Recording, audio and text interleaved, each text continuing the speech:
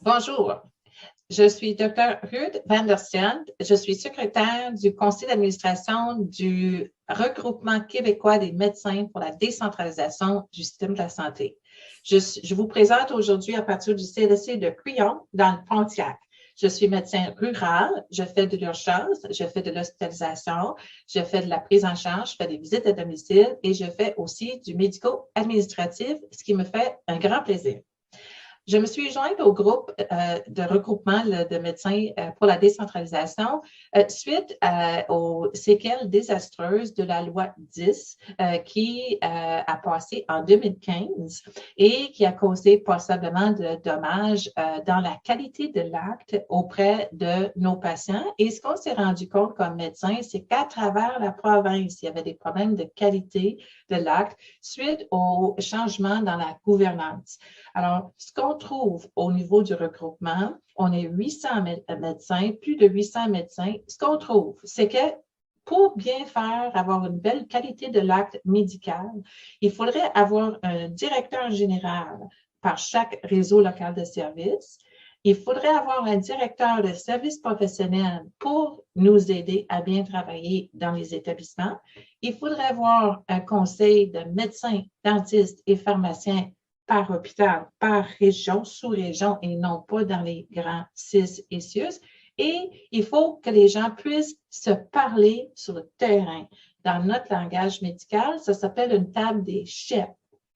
Donc, les chefs de département dans un hôpital donné, c'est un grand avantage s'ils peuvent se parler. Je vous donne l'exemple de l'obstétrique dans le Pontiac que nous n'avons pas depuis plus de 2 ans et il n'y a pas d'espoir à l'horizon qu'on en ait. Les chefs qui travaillent en obstétrique n'ont aucune table officielle. Ils peuvent bien se parler, ils peuvent bien se rencontrer, mais ils ne sont pas décisionnels. Et pourtant, dans un métier comme l'obstétrique, les gens ont besoin de se parler pour que les choses roulent bien. Alors, comme regroupement, on existe depuis environ 2 ans et on regroupe les médecins des 18 régions administratives de la province. On est très fiers d'avoir une structure extrêmement horizontale et même, je pourrais dire, décentralisée. Il n'y a aucun membre de notre conseil d'administration qui prend toutes les décisions. On est même décentralisé, même à l'intérieur de notre structure. On a 800 000 patients à travers le Québec, des citoyens dans leur municipalité et leur MRC qui nous supportent, qui supportent les médecins pour la décentralisation. Ils nous supportent officiellement parce qu'ils veulent des soins de qualité, des soins médicaux de qualité. Maintenant, on a de multiples partenaires autres que les citoyens. L'Alliance des patients pour la santé, par exemple, et aussi le regroupement provincial des comités des usagers. Et on encourage aussi la formation et le bon travail des comités de vigie qui commencent à pousser un peu comme des champignons à travers la province, dans presque toutes les régions. On supporte, entre autres, l'hôpital, tout ce qui peut aider l'hôpital du Surroi là, à survivre et le centre mère-enfant particulièrement. Alors, moi, ça fait un grand plaisir de mobiliser tout ce beau monde-là en vue des élections à venir pour que le Québec ait des soins médicaux de qualité. Je crois, nous croyons qu'il faut avoir une gouvernance de proximité. Il faut décentraliser les soins de santé. Si on ne décentralise pas, nous croyons que le plan de santé du ministère ne pourra pas fonctionner.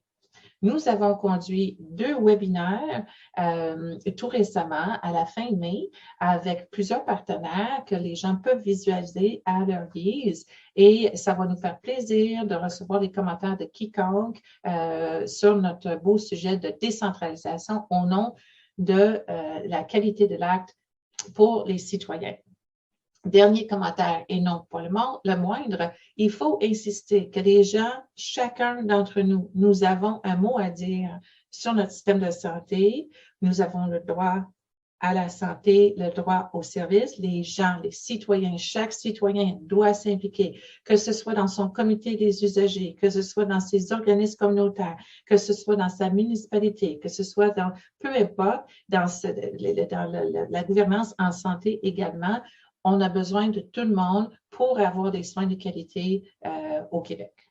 Alors, merci.